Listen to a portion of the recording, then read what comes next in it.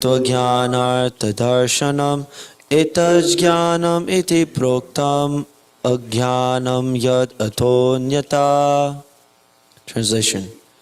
Humility, pridelessness, non-violence, tolerance, simplicity, approaching a bona fide spiritual master, cleanliness, steadiness, and self-control, renunciation of the objects of sense gratification, absence of false ego, the perception of the evil of birth, death, old age, and disease, non-attachment to children, wife, home, and the rest, and even-mindedness amid pleasant and unpleasant events, constant and unalloyed devotion to me, resorting to solitary places, detachment from the general mass of people, accepting the importance of self-realization, and philosophical search for the absolute truth.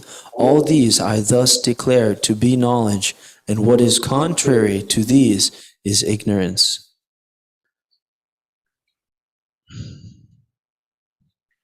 Text number 13. Gyeyang yattat pravakshyami yajgyatva mritam anadi mat param brahma nasattanna saduchyate. Translation. I shall now explain the knowable, knowing which you will taste the eternal. This is beginningless, and it is subordinate to me. It is called Brahman, the spirit, and it lies beyond the cause and effect of this material world. Text 14. Sarvata panipadam tat sarvatokshi shiromukam sarvata shrutimaloke sarvam avritya tishtati. Translation. Everywhere are his hands and legs, his eyes and faces, and he hears everything. In this way, the Supersoul exists. Text 15. Sarvendriya gunabhasam sarvendriya vivarjitam asaktam sarvabhrichchaiva nirgunam gunabhoktracha. Translation. The Supersoul is the original source of all senses, yet he is without senses. He is unattached, although he is the maintainer of all living beings. He transcends the modes of nature, and at the same time, he is the master of all modes of material nature. Text 16. Bahir anantascha bhutanam acharang charam evacha sukshmatvat tad avigyeyam durastam chantike chatat. Translation. The Supreme Truth exists both internally and externally, in the moving and non-moving. He is beyond the power of the material senses to see or to know. Although far, far away, he is also near to all. Okay. So that was 11 texts. We'll return back to text number 6.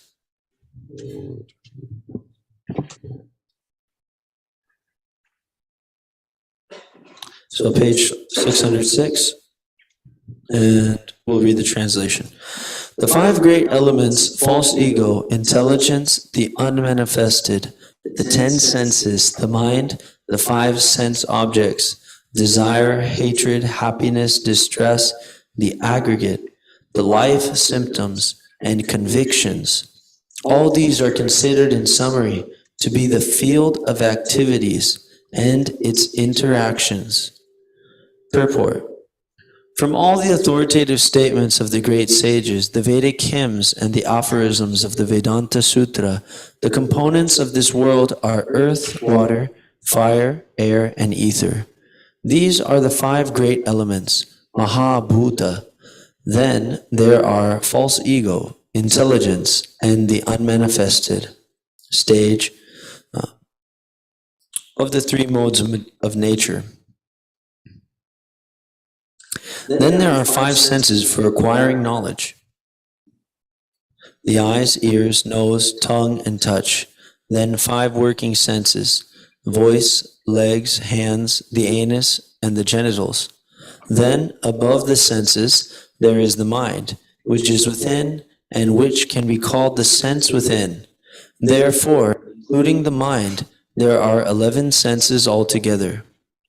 Then there are the 5 objects of the senses: smell, taste, warmth, touch, and sound. Now, the aggregate of these 24 elements is called the field of activity. If one makes an analytical study of these 24 subjects, then he can very well understand the field of activity. Then there is desire, hatred, pleasure, and pain, which are interactions, representations of the 5 great elements in the gross body. The living symptoms represented by consciousness and conviction are the manifestation of the subtle body, mind, ego, and intelligence. These subtle elements are included within the field of activities. The 5 great elements are a gross representation of the subtle false ego. They are a representation in the material conception. Consciousness is represented by intelligence, of which the unmanifested stage is the 3 modes of material nature. The unmanifested 3 modes of material nature is called pradhana. One who desires to know the 24 elements in detail, along with their interactions, should study the philosophy in more detail. In Bhagavad Gita, a summary only is given. The body is the representation of all these factors, and there are changes of the body, which are 6 in number. The body is born, it grows, it stays, it produces byproducts, then begins to decay, and at the last stage it vanishes. Therefore, the field is a non-permanent material thing. However, the kshetragya, the knower of the field, its proprietor, is different.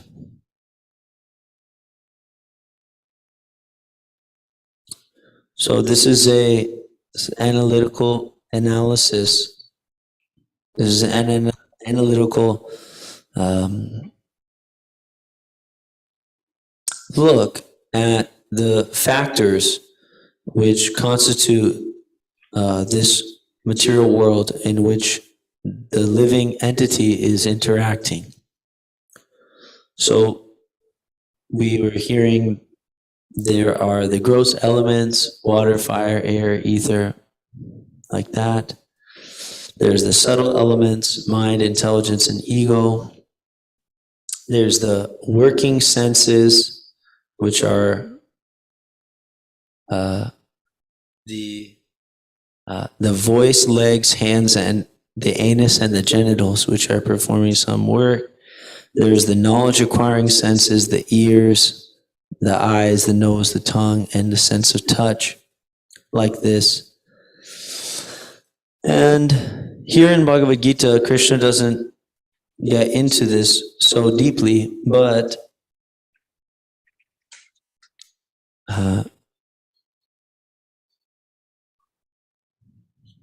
at the end of the purport, Prabhupada touches on a point, which is that the body is the representation of all these factors. And the body is undergoing some changes, which are 6 in number. So everybody has this experience, and this is the same for all different types of embodied beings or embodied living entities, is that their body goes through some changes while they ride inside the machine. You know, just like the dog is born, the 6 stages are born, grow, stay, produce, decay, and vanish. So born, we're born, a human is born, dog is also born. Then we grow, we stay, we produce some byproducts, then we dwindle or we decay, and then we vanish. So this is happening. Even a flower, you'll see, within 1-2 days, it's decayed, it's produced some seeds. First it is born, right? Created, then it stays, then it grows, it stays, it produces some byproducts, some seeds, then it starts to dwindle or decay, it dries up, and then it is vanished in a few days, dries up, done. So all the bodies in this material world are undergoing those changes, but the knower of the body is different. So what is another word for knower of the body? Yeah? The soul. Anyone else? Kshatriya? Nice. And? Paramatma? He is also a Kshatriya. Yes. Then? What? A jiva. Yes. And?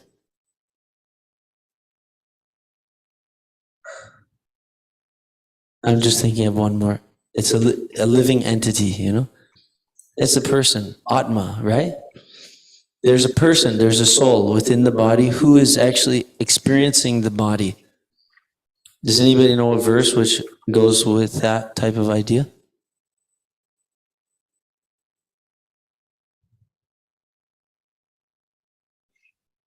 Yeah?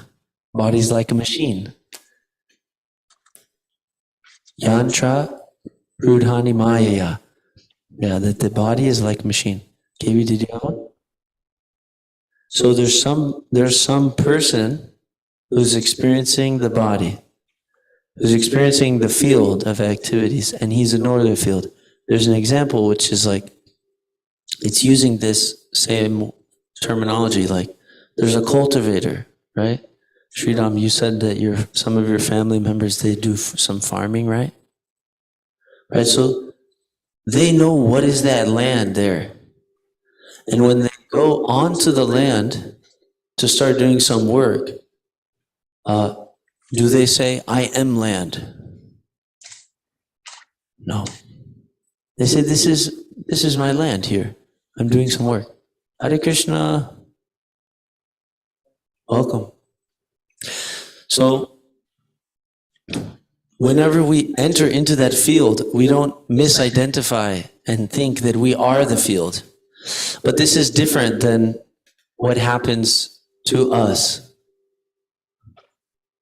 We souls have entered into this field of activities, and we're interacting with this field, or this field is having interactions.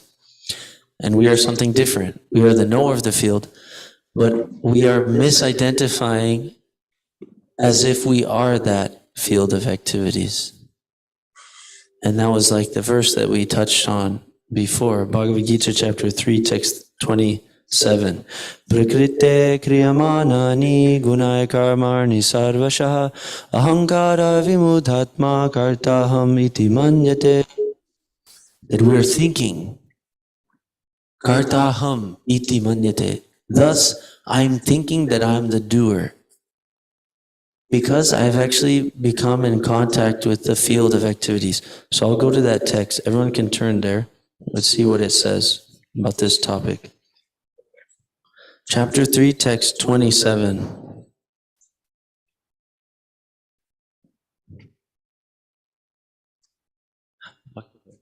Would you share these gentlemen one book? So, page 185 now. And it says, the bewildered spirit soul, under the influence of the three modes of material nature, thinks himself to be the doer of activities which are in actuality carried out by nature.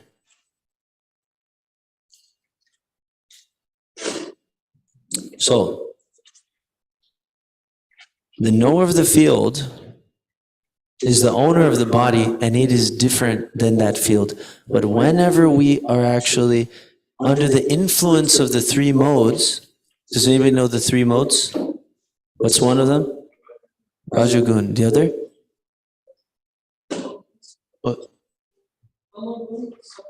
Tamagun, Sattvagun, right?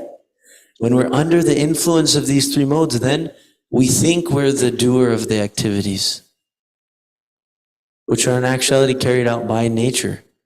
So nature is having its interactions, its movements, and we are thinking that I'm actually making it happen. So this is more or less our disease. And under this false identification with the body, then we are becoming attached to a certain group, just like an American will say, these are my people, these American people. And, Nepali, he will also say, right? Indian will also say, like this, these are my people, I'll protect them, my family. And we think that by our activities, by our own strength, we're doing.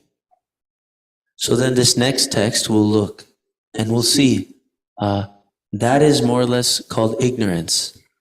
Ahankara, vimudhatma. I'm bewildered by false ego. Ahankar, the false pride in this body. But we'll now, chapter 13, text 8, let us read it and we'll see what is real knowledge. What is real gyan? That one is bewilderment. Now let us see what is gyan. What is knowledge? Okay, so we're on page 609 now. Page number 609. Okay. If anybody would like to read this, chant this along with me. I'll chant this the English. Humility, pridelessness, non-violence, tolerance, simplicity, approaching a bona fide spiritual master, cleanliness, steadiness, and self-control, renunciation of the objects of sense gratification, absence of false ego, the perception of the evil of birth, death, old age, and disease, non-attachment to children, wife, home, and the rest, an even-mindedness amid pleasant and unpleasant events, constant and unalloyed devotion to me, resorting to solitary places, detachment from the general mass of people, accepting the importance of self-realization, and philosophical search for the absolute truth. All these I thus declare to be knowledge, and what is contrary to these is ignorance. So this purport is really big, and it's filled with a lot of definitions and explanations. So we'll read a bit. Purport. This process of knowledge is sometimes misunderstood by less intelligent men as being the interaction of the field of activity, but actually this is the real process of knowledge. If one accepts this process, then the possibility of approaching the absolute truth exists. This is not the interaction of the tenfold elements as described before. This is actually the means to get out of it. Of all the descriptions of the process of knowledge, the most important point is described in the first line of the 10th verse. The process of knowledge terminates in unalloyed devotional service to the Lord. So if one does not approach or is not able to approach the transcendental service of the Lord, then the other 19 items are of no particular value. But if one takes to devotional service in full Krishna consciousness, the other 19 items automatically develop within him. The principle of accepting a spiritual master, as mentioned in the 7th verse, is essential. Even for one who takes to devotional service, it is most important. Transcendental life begins when one accepts a bona fide spiritual master. The Supreme Personality of Godhead, Sri Krishna, clearly states here that this process of knowledge is the actual path. Anything speculated beyond this is nonsense. So, just a couple points there. Srila Prabhupada is pointing out that we need devotional service to make all this other knowledge really work for us. And if we don't have devotional service, what is devotional service? What is, sometimes we hear this word bhajan. We hear this word bhakti. What does this refer to? It refers to service to the Supreme Personality of Godhead. Right? That means Vishnu or his expansions. That means Krishna. Right? So if we worship Krishna, if we serve Krishna, then that is devotional service. And that is the ticket to making all these other processes of knowledge automatically appear in one's life, in one's person. And if we don't serve Krishna, then there's all these other things are of no value.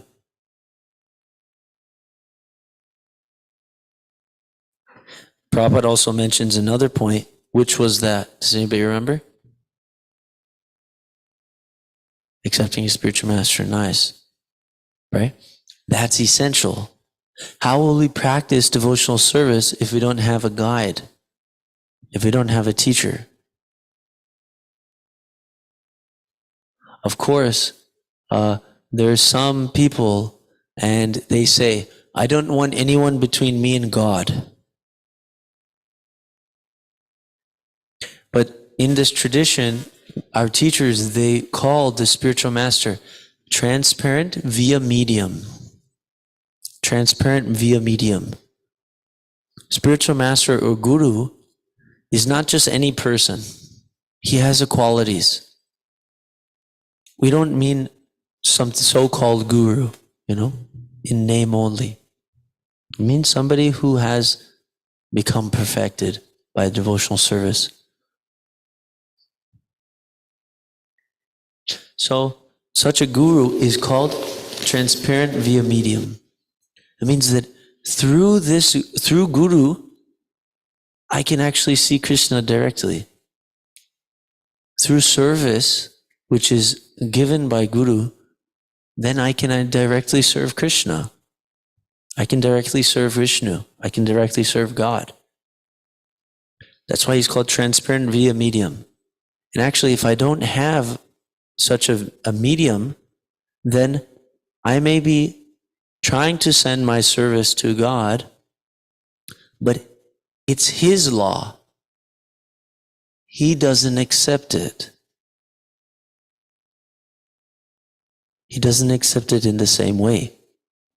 At first, if we're sincere, he says, very good. And then he gives guru and he says, now come to next level. At first, the efforts of an enthusiastic, political advocate may be appreciated by the statesman. Say there's a statesman, some political officer, and he has a campaign. Then somebody in the city says, hey, I like this guy. Then that person prints out at the library so many copies. Vote for him, vote for this person, like that. Then they go on their own time and money, they spend, and then they post everywhere. They basically do free advertising. Then somebody brings that person, says, look, this gentleman is actually working for your campaign. Then the statesman will say, okay, very nice. I like your enthusiasm. Okay, now work with my secretary. We have a plan. Right? He'll say, okay, very good effort. I like it. Now you're on our team. Now work with the secretary. He will show you how to make us, win this campaign. Right? Similarly, when we serve Krishna, at first our efforts are appreciated, and he's within the heart. Sarvasya chaham hridaya sanivishto. Right? He's there within the heart. He sees. Any devotional sentiment that we have, he sees. Then, as soon as that happens, he sends bona fide representative. He sends guru Now, if we want to be cheated, he'll send us a cheater. That's unfortunate. If we want to be cheated, he'll send us a cheater. If we want real knowledge, he'll send us guru. Sometimes cheater is also called Guruji. Sometimes cheater is also called, Paramahamsa, things like this. But what is Guru? Guru is the most sold out servant of Bhagavan. That's who Guru is. So if this person comes before me and says, hey, don't worry about serving Bhagavan. Don't worry about that. I'm also Bhagavan. That's called cheater. That's how you'll know. Hey, something doesn't seem right. Okay. So, whenever we come in contact with the bona fide spiritual master, our best course of action is to surrender. What does surrender mean? That means, please give me some instructions. Does anybody know a verse in Bhagavad Gita which shows surrender? Pariprashnaya Sevaya. Nice. So that's from chapter 4, right? So it means, what does it mean? Submissive inquiry and service. Nice. What else what does surrender to Guru look like? What's anything else from Gita or somewhere else? In your own words? He can impart knowledge to you because he has seen the truth. Right.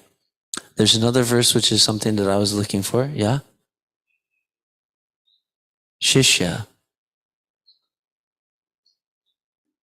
Arjuna asked Krishna, please instruct me. Right? You Prabhus can pass this amongst yourselves whenever you'd like to answer. So that verse is chapter 2, text 7. Okay, so let's chant that. It's a very nice verse, beautiful verse. So Bhagavad Gita chapter 2, text 7. Let's check it out. Page number 81.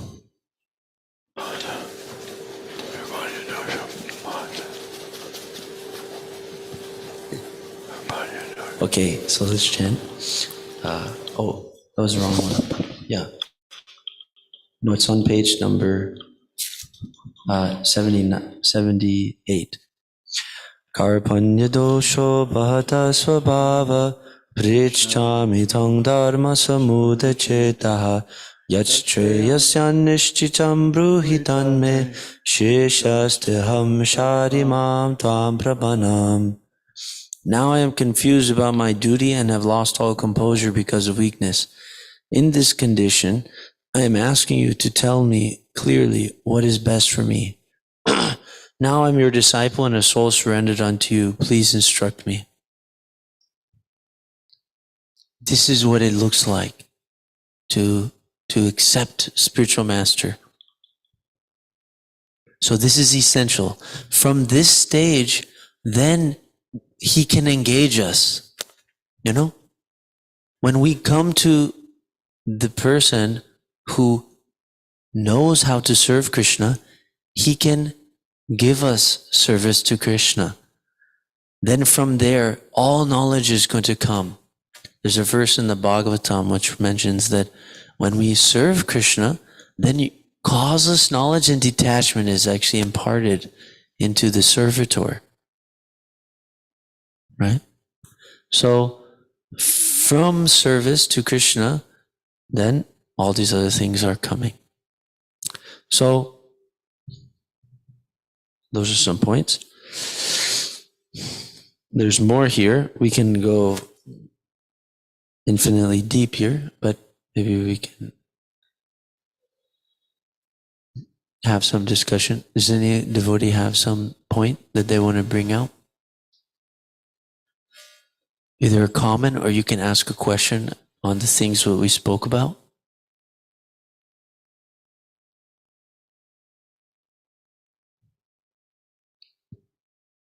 Yes. Can we flow that mic that direction?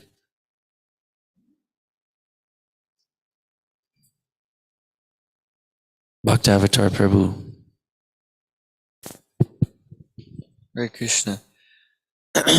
You were describing that basically Krishna will send us whatever we desire. If we desire a guru, or if he does like a bona fide guru, then he'll send us a bona fide guru. But if we desire to be cheated, he'll also send us a cheater. So also that kind of ties in, Krishna is always fulfilling our desires, material or spiritual. So I'm just wondering, like, I'm at least recently, always am, but recently it's been more amplified. I've been very full of like all these material desires. So not that I want them to be, I do want them to be fulfilled, but my intelligence, I know I don't want them to be fulfilled because it'll take me into Maya. But if they're so strong, then why is Krishna still sending me association of devotees, association of guru, association through Bhagavad Gita, and he's not sending me, women or money and things? Not that not that I like want that, but I do want that. So why isn't that being presented like now, like you all are all before me? Is that a clear question? Yeah. Well, it's not that those desires weren't there before. They're just surfacing, They were there. We've been associated with women and money for so many births. So many births. That's all our business. That was it. Only business. Women, money, done. Happy man. So many births. Then, in that same system, that same cycle of so many births, we also played the other role too. We were a nice, beautiful lady,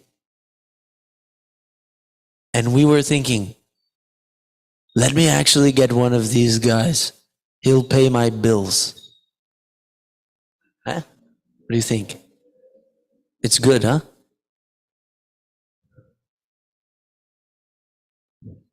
So we had so many material desires. All those things, where are they being carried? Does anybody know? In the subtle body. They're being carried in the mind. This is like a reservoir of material desires. The consciousness, another word for consciousness or mind is chitta, right? And does anybody know a verse with this word? It's kind of similar. How do we clean that place, which is the reservoir of dirty desires? Cheto darpana marjanam, right?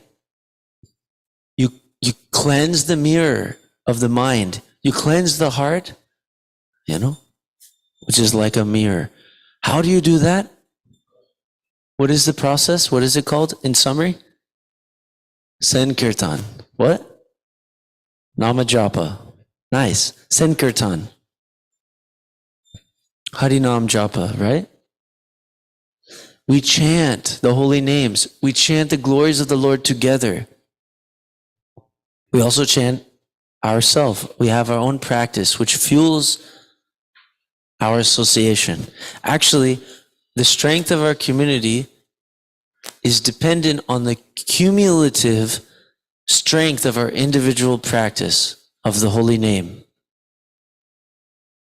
So lean into it. We're trying to make the whole city of Kansas City Krishna conscious. KC should become KC, Krishna conscious, huh? Haribol. We're trying to do it, right? So lean into that Harinam Japa. Lean into those rounds.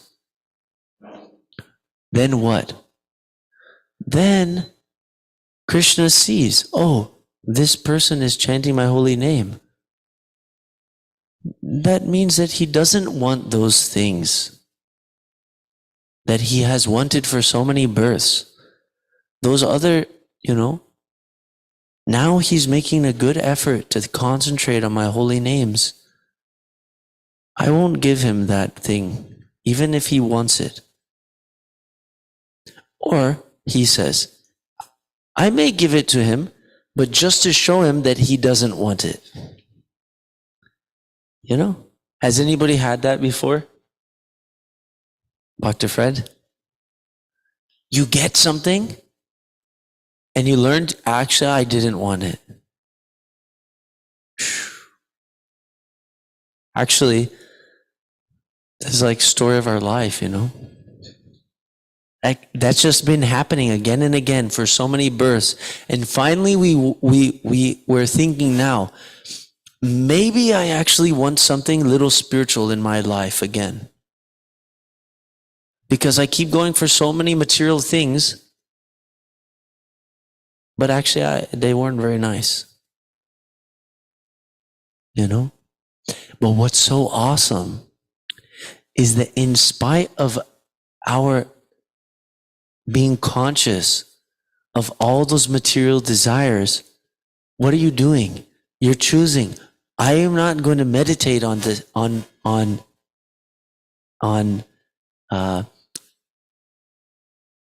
executing that material desire. You know what I mean? I'm not going to plan how to obtain that material desire or satisfaction of that material desire. At least the devotee knows, if Krishna wants to give it to me, he can give it to me. I can't even tell him no. If he wants to give it to me, then I'm finished anyway.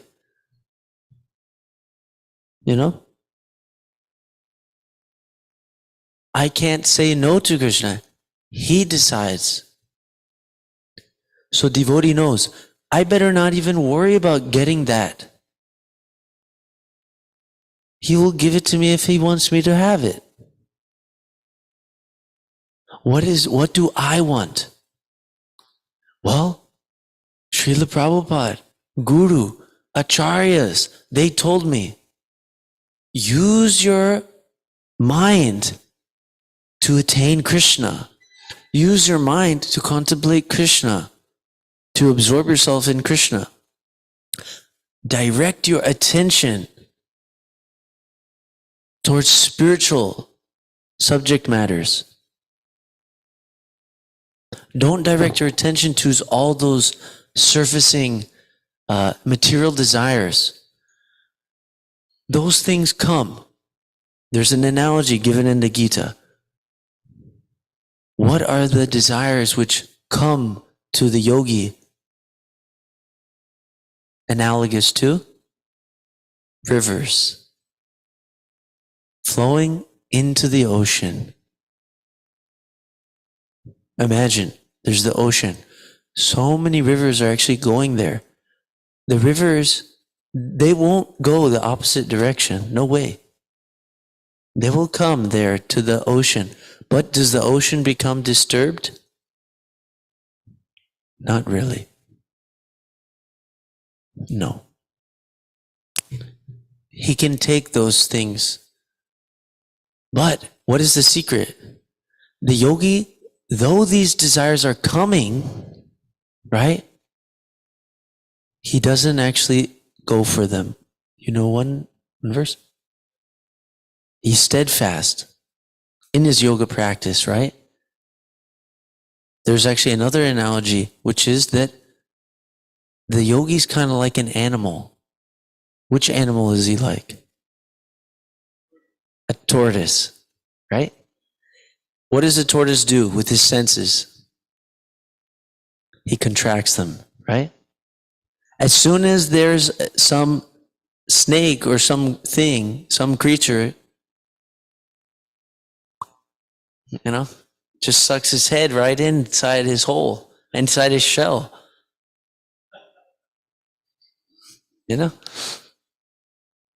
No way. You can't get me. There's another analogy. What's the secret to Bhakti Yoga? So I took a long time to touch on that point. All of us here, we're all struggling with that. It's not that the material desires don't surface. It's that we know better because we've heard from Guru. And Guru says, don't go chasing the material pleasures. That's for animals. You are in a human form of life. Use it or lose it. You know? So we heard, now we practice. What's our weapons? Kirtan, prasadam, sangha, deities, Bhagavad Gita, japa, right? And what happens? We use our senses in Krishna's service. The senses are compared to which animal? Snakes, who have fangs. When you engage your senses in Krishna's seva, then what happens to the fangs? They lose their poison. They're removed. It's like a play toy. No, it's just the snake doesn't have any fangs. So the same senses which are saying, look at me, touch me, smell this. These senses, they can't harm us anymore. So this is the secret. Engage in devotional service under the direction of the spiritual master. In ISKCON, we will openly tell you, who is Guru? Take Srila Prabhupada. Take Srila Prabhupada as your Shiksha Guru. Take him as your instructor. Read his books, learn the lessons, apply them, become perfect. So, Bhagavad Gita ki jai. Oh, KB. So I just had some last thoughts about that question. Nice. It may be the case that we are, you could say, well, I'm having these desires and maybe I'm contemplating, but Krishna is not shoving them in our face, you could say. It might appear that way. Well, one way to also look at it is that, as was mentioned, that these desires are coming in, but we may not be acting on them. So then we're practicing controlling those urges through tolerance and not acting upon these material desires. But the opportunity is available, especially in this society. So if you want money and women and you grew up in America, you're American, it's not so difficult to get. Just go to the club or something in town and you can have women, you can have intoxication, whatever, there's colleges. So there's so much opportunity. It's not like it's not there. But yeah, Krishna may not be sending like a beautiful woman, to you right now and, offering herself to you, or money just coming at you, whatever. So the opportunity is there, but we're safeguarded as well by these various things that was mentioned, our sadhana.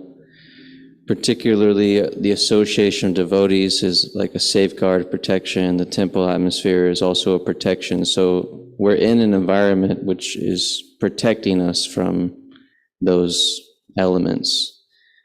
So that's why one has to be strong when they go out and preach, especially when they distribute books at various places, because like in a music festival or something, it's a great opportunity for Maya to strike. Give you some tests. And those of us who have gone to those music festivals know that opportunities arise easily for sinful life. So, we're safeguarded. So, acting begins, of course, by contemplation, and then by speaking, and then feeling willing, then actually making steps to try to fulfill those desires, and then eventually you may get put in a position where you can, if you would want to, fulfill your material desire. So we're safeguarding ourselves. Krishna's also protecting us, but it's up to us. We can choose if we want to go try to enjoy these material desires that we're having. But as long as we're trying to control our mind, we're trying to tolerate those, then Krishna is surely helping us, and may not just throw some of those gross physical forms of those desires in our face, sense objects. Those are some thoughts about it.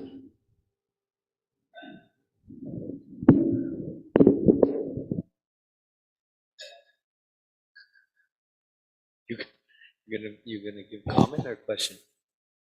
Okay, a little bit. Dr. Fred. Hare Krishna. Thanks for the wonderful class. Please accept my humble obeisances.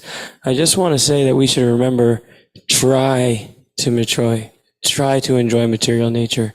You're not actually enjoying it, and it's ignorance. Even if we go and try, there is immediate reactions that are going to happen that we don't remember because we're in the association of devotees.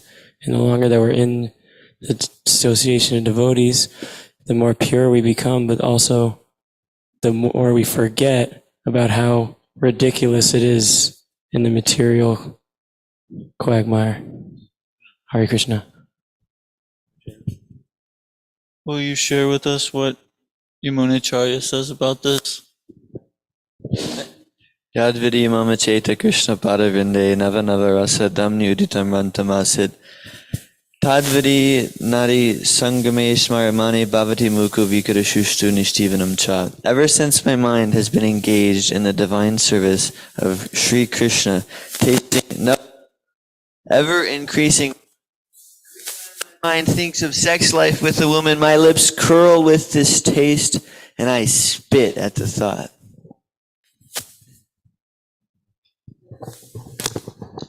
Bhagavad Gita ki jai. Thank you very much, devotees, for joining us. It's very nice to see